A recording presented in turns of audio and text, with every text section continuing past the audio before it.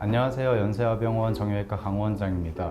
오늘은 무릎에 물이 차는 원인에 대해서 한번 말씀을 드려보겠습니다. 많은 분들이 무릎에 물이 찼어요. 다른 병원에서 가서 물을 뽑고 주사를 맞았어요. 이런 분들이 많이 계십니다. 부드럽게 잘 움직일 수 있도록 정상적으로 관절에 윤활액이 들어있거든요. 물이 있다고 꼭 문제가 되는 상황은 아니에요. 근데 그게 정상적인 양보다 더 증가가 돼 있을 때는 그 물이 차게 된 원인이 무엇인지 좀 파악하는 게 중요하거든요. 가장 큰 원인은 흔하게는 퇴행성 관절염에 의해서도 물이 찰 수가 있는데요. 무릎이 부드럽게 움직일 수 있도록 뼈의 표면을 덮고 있는 연골이 마모가 되는 거예요. 그래서 연골이 마모가 되면서 주변에 염증을 일으키고 또 부드럽게 움직이지 못하고 거칠어지면서 움직일 때마다 많이 쓰면 더 붓고 더 염증이 일어나는 상황이 되는 거거든요. 연골판은 이렇게 뼈하고 뼈 사이에서 뼈끼리 부딪히지 않게 쿠션 역할도 해주게 되고요. 이렇게 뼈가 잘 움직일 수 있도록 그 궤도의 역할도 해주게 되는데, 이게 찢어지게 되면 여기에 분포하는 신경이 없어서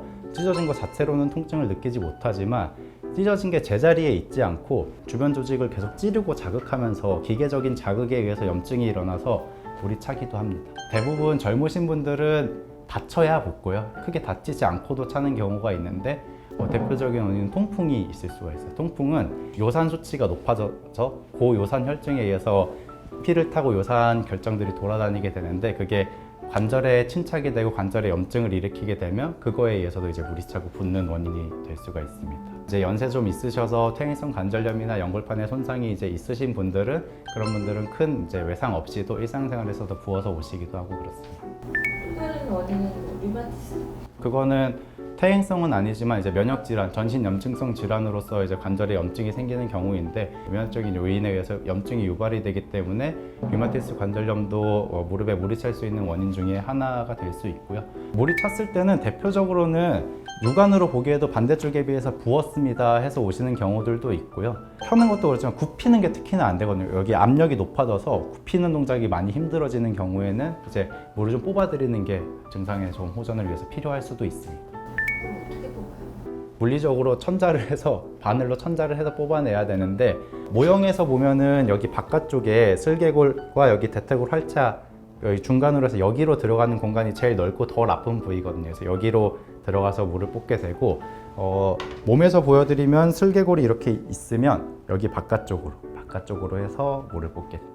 많이 나올 때는 막 50, 60cc까지 나오기도 하거든요. 그래서 보통 주사가 3mm, 5mm짜리도 있고 10mm, 20mm도 있는데, 딱 육안으로 보기에도 많이 부어있는 분들은 그런 작은 주사기로는 안 되기 때문에 한 50cc짜리 주사기로 뽑으면 거의 한 통 가득 채우는 경우도 있고, 아주 심하신 분은 그 주사기를 교체해서 뽑는 경우들도 있습니다.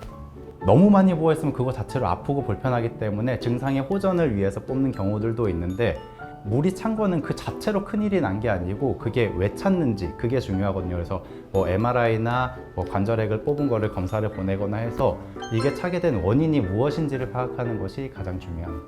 각각의 원인에 따라서 대처를 해야 되는데, 연골판 같은 게 찢어져서 기계적으로 찌르고 자극돼서 물이 차는 거라면 찢어진 거를 이제 좀 다듬어 주거나 꼬매 주거나 하는 치료가 필요하게 되고요. 통풍이다 라고 하면은 통풍에 요산 수치를 잘 조절할 수 있는 생활 습관의 교정, 필요하면 약물 치료, 이런 것들에 대한 치료가 동반되는 것이 꼭 필요하겠고, 퇴행성 관절염에 의해서 그런 거다라고 하면은 관절염에 진행되어 있는 정도나 환자분의 증상에 따라서 연골 주사 같은 주사 치료나 약물 치료, 운동 치료 이렇게 관리하는 방안의 치료를 해보고, 그래도 증상이 호전이 없다라고 하면은 조금 더 적극적인 수술적인 치료들도 고려할 수 있을 것 같습니다. 일상생활에서 붓는 거를 좀 예방할 수 있는 방법은, 무릎 주변에 근력이 좋아지면 똑같이 걷고 생활을 할 때 뼈와 연골에 전달되는 충격을 근육이 많이 받아주기 때문에 똑같이 걷더라도 좀 덜 붓고 덜 아프고 덜 불편한 증상을 남길 수가 있기 때문에 근력 운동 꼭 하시라고 말씀드리고 있습니다. 물은 부었다고 꼭 빼야 되는 거는 아니에요. 원인이 뭔지가 중요하고, 어차피 뽑아드려 봤자 원인이 없어지지 않으면 다시 차거든요. 금방 차서 뽑는 거는 큰 의미는 없는데, 저는 너무 많이 차 있어서 구부리는 게 힘들고 통증이 심한 경우에는 뽑아드리고요. 그렇지 않으면 어차피 내 몸에서 나온 거라 많이 쓰면 더 부었다가 쉬면 좀 다시 흡수가 됐다가 그렇게 되거든요. 그래서 부었다고 꼭 물을 뽑으셔야 되는 건 아닙니다.